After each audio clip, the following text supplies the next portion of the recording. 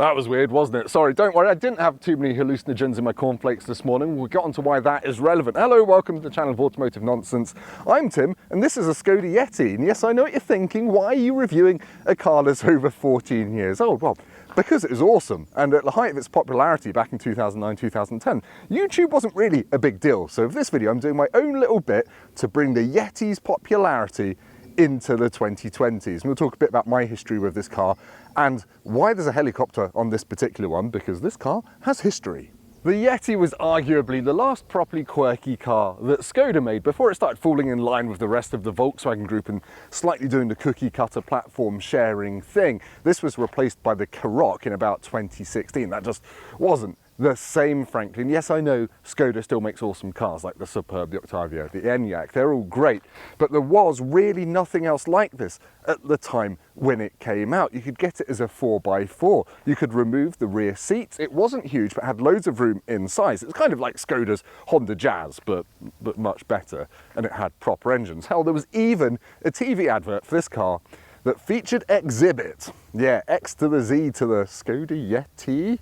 Now, I know what you're thinking, why do I care so much about this car? Well, back in 2012, I worked at Volkswagen Group. I had two Yetis as company cars. I actually had the top spec elegance model like this one, except I didn't have a TSI 4x4. I had a TDI 4x4, and most of the letters were red, which meant it was the 2-litre diesel with 170 horsepower. That was actually the engine out of the diesel Octavia VRS. So it was basically a Yeti VRS. And that thing was so fast. I remember I was about 20-ish years old, and I was in my driving like an arsehole phase, as you do at that age. And I remember driving one of these so fast down a country road, a 911 turbo driver pulled over in front of me and waved me past because he probably thought I was about to have an accident. I don't think I was, because this thing handles incredibly well. Now, the other engines, this is a 1.8 petrol, about 160 horsepower. There was a 1.2 petrol, about 110 horsepower, and there's some smaller diesels as well. But yeah, I'd get a 2-litre diesel or this 1.8 petrol if you're buying one now in 2023. Now, I've dug out the original press release for the Yeti from way back in 2009, and the price of it was astonishing. It was just under £14,000 one of these. Now, I put that through an inflation adjuster, and it comes out at £20,000 these days. That's for an E model, which had aircon, and that was about it. Now, the elegance model was about £22,000 adjusted for inflation. Now, that is 32 grand, but that had swiveling xenon headlights. When you turn the wheel, they turned into corners for you, heated seats, basically the whole works. And I think 32 grand, you wouldn't get a car like this. I've just spec'd up a top spec Karoq, and that comes out as £40,000 with a similar engine. So yes, everything's got more expensive, and then inflation's made it more expensive again. But now, if you want one of these second-hand, about 8 grand is what you'll need for a tidy Yeti. Yeah, I'm quite tempted. Everyone else was tempted by the Yeti's charm as well. People bought them in their droves. But there is one reason this car was so popular in my mind, and it's all to do with my old boss, Jeremy Clarkson. Now, you might remember way back in 2009, Jeremy Clarkson did a segment on Top Gear where he put a man in the back of this, drove it across a field while that man received a tattoo on his shoulder to point out how well the suspension coped with lumps and bumps. He then repeated the thing in a Range Rover, jacked up into off-road mode, and that made it really bouncy, and the man got an awful tattoo. But then he drove it through a flaming warehouse with an ice cream inside to point out how good the air conditioning was, and his ice cream didn't melt. And then, being Clarkson, he drove it down a runway and landed a helicopter, a real helicopter, on the roof of this car. And when I say this car, I mean this very car. This is the Yeti from Top Gear from way back when. Go to YouTube when you finish watching this, and you can see this exact car with a helipad on the roof. It is bonkers, but for me, that cemented the Yeti as Skoda's first properly cool car. Now, that's the history lesson done with, you'll be pleased to know. And I'm just going to talk about this as an everyday car in the 2020s. And to be honest, the cabin doesn't feel as dated as you would think. I've been using this as a daily driver for the past week, and I've actually really enjoyed the fact that you don't have to turn any driver assistance systems off. There's no annoyances. No driver modes other than an off-road button, which enables hill descent on these 4x4 models. It's just really easy to use. Now, this one is a bit special. It's only got 9,000 miles on it. And even in this, the elegance leather seats are getting a little bit shiny, a little bit baggy. But otherwise, I've got clear dials, I've got volume on the steering wheel, I've got cruise control. It's kind of got everything you would want, apart from USB sockets. This was from an era where you got a 12 volt, so you need to get a little adapter if you want to charge your phone, and there's no Bluetooth to that either. But I'm sure you could remove this and put a little aftermarket Apple CarPlay head unit in there. I've got a manual handbrake, which is really tight. It drives really nicely. There's just nothing I don't like about it. Look, Skoda was already doing their Simply Clever storage thing. Got a sunglasses holder up there. This is quite a big bin. The glove box is huge. Why? It's just fine. It's just fine. I've been in more modern cars that are still not as nice as this inside. Look, Skoda was even doing squidgy plastics then. The only thing that did mark them down in the Volkswagen Group was the grab handles up here were not spring loaded or damped. That came in about 2015 from memory. I'm a Skoda nerd. Now, before I show you the rest of the Yeti, I should point out, if you're coming from a modern car that automatically locks its doors when you drive off, get used to the fact this one doesn't. You have to manually press this button here. Ask me how I found out and whether it's because my 2-year-old opened the doors at 40 miles an hour while I was driving along. It was fine. Good parent me.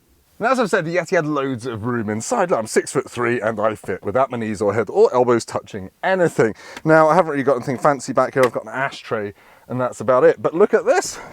The rear seats individually slide and tilt, but that's not the best thing. Now, you're probably going to see my bum crack as I demonstrate this. The VarioFlex seats. So basically, seat goes all the way back. Then you use a little plastic lever here, which might ping off, to fold the seat forward. Then you grab a little handle, and can you see, look, the whole seat tilts up out of the way. Then you simply undo this little red and this little black lever, and you lift the seat out like a handbag. It's reasonably heavy, but look, you can do that with all of the seats in this car, and you've got a perfect van. Look at that. 416 litres of boot space is pretty average these days, but it's not so bad when you remember the Yeti is shorter than a Mini Countryman, but the boot is actually much bigger. Now, you could get an extra 100 litres by sliding the back seats forwards, but then you would need tiny rear passengers. Whip them all out though. 1,600 litres of space. That's more than an Audi A6 with the seats down. So big cuboid space. You've got these big strong hooks here for all of your naan breads. You've got a 12-volt socket there. You've got nets, and you've even got a little bit of underfloor storage there. Enough for some helicopters anyway. But that's enough about the practicalities of the Yeti. One of the more marvellous things about this car is the way it drives compared to modern SUVs. Let's find out how it drives. I've just told you, sort of. Right, let's go for a drive in the Skoda Yeti. It starts with one of these old school things, the flip out key. Spent so many hours fiddling with those when I was meant to be listening in meetings when I worked at Volkswagen Group. Anyway, let's start it up. Now, this one is a 1.8 petrol, as I've said, about 160 horsepower. And perhaps it's the one area of this car that doesn't feel as modern as the rest of it. And that is purely because the way it delivers its power. Now, this engine's been replaced by 2-litre Volkswagen Group engines and the 1.5s. And they almost feel like diesel engines these days. The torque is flat across the revs. And what I mean is I put my foot down in this, doesn't really go anywhere, and then the boost builds and it flies. It's really quick, this. I can't remember what the 0-60 is. It's about 7.8 point something. I'll stick it up there. But yeah, it kind of doesn't go anywhere.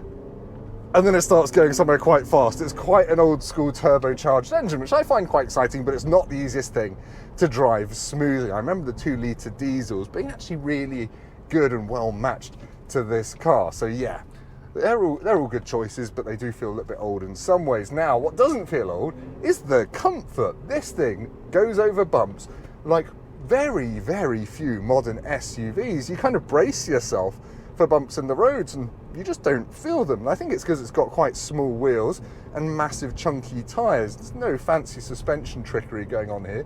It's just not signed up to the modern thing of trying to be sporty. And it's all the better for it. Even my other half, who doesn't really notice what car she's in, has said, oh, this isn't very bumpy, this is quite good. Now, refinement is okay at 70 miles an hour. You get a bit of wind noise and a bit of tyre noise, and it doesn't feel as hushed as a modern Volkswagen Group car, but it's a big brick, frankly. It's not very aerodynamic. The view out is really good. You've got massive windows all the way around. You almost feel like you're in a Range Rover. Too many cars on my country road. Luckily, I can go off-road because I'm in a 4x4 one. And I do actually remember back in the day, these being able to tackle some quite impressive 4x4 trails at Millbrook and proving grounds like that. So yeah, it's just a lovely do-it-all car. Now, I've mentioned the child locks. That is one thing to be aware of. Don't let your children fall out if you're driving it. The only thing I can find I don't really like about this particular car is the left-hand mirror. When you adjust it up and down, is a little bit notchy, but that happens on every single old car, doesn't it? Not that this is that old. I do realise that some people drive older cars than this, like me and my Honda Jazz. But yeah, it just drives really nicely. I like that I don't have to turn off a lane keeping system. I can just go about my business. I don't have to put it in sport mode when I want to go quickly. I just get on with it. And talking about driving this quickly, you can really hustle a Yeti. It's got a weight to the steering that you just don't get from modern electric power steering systems. And it sounds really nerdy, but it feels lovely to turn into corners. It rolls a bit, and then it just grips. And I remember chucking these down country roads when I had them as company cars back in the early 2010s.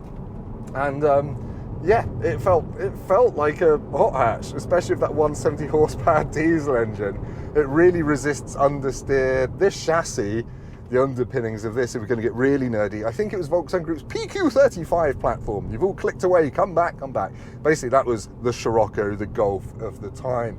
So it had some proper handling prowess. It rode really well. My last real niggle with this car is again about the engine. This 1.8 petrol likes a drink. I've been averaging 28 mpg, 23 when I'm hooning it. I think you'll probably get mid-30s on a run if you're careful, but as soon as you start using the turbos and the boost kicks in, it drinks quite a lot. So again, it's just worth considering really. You might want a diesel one. I'm not actually sure if the 2-litre diesel engines in this were reliable. I know they didn't need AdBlue, they weren't that generation, thank goodness. They were the common rail diesels. I never had a problem with mine, just did everything. I really like it. Can't think of as many SUVs that have as much genuine potential as this, to go off-road, to drive sportily, to entertain you, and be comfortable. The Yeti did it all. But anyway, it's enough waffle. Let's get back to me for a conclusion. To sum up my thoughts on living with a Yeti 15 years after it came out, it's still just a wonderful thing to live with, even if you don't have kids like me. It's just a really good workhorse, and the 4x4 models would be useful if you live somewhere that gets snowy winters. But it's actually just comfier to drive than modern SUVs. There's less faff involved, it's a hell of a lot cheaper, and if you can forgive the fact that engine technology and efficiency has moved on, why wouldn't you get one of these if you've got a budget of about 8 grand for a practical do everything, and I mean almost everything, car? I'm just tinged with a bit of sadness that Skoda never replaced the Yeti. I know lots of owners out there just haven't found a really suitable modern replacement, and I think the ship has sailed for Skoda to bring the Yeti back. If they did, it'd have to be electric, it just wouldn't be the same. I feel that should have happened about 5 years ago. But anyway, hopefully this has been helpful, entertaining, and a bit wistful. If you've liked it, please hit like, do subscribe to the channel as well. Go down to the comments and leave me the Czech word for snowy bear, and I'll see you next time. Bye.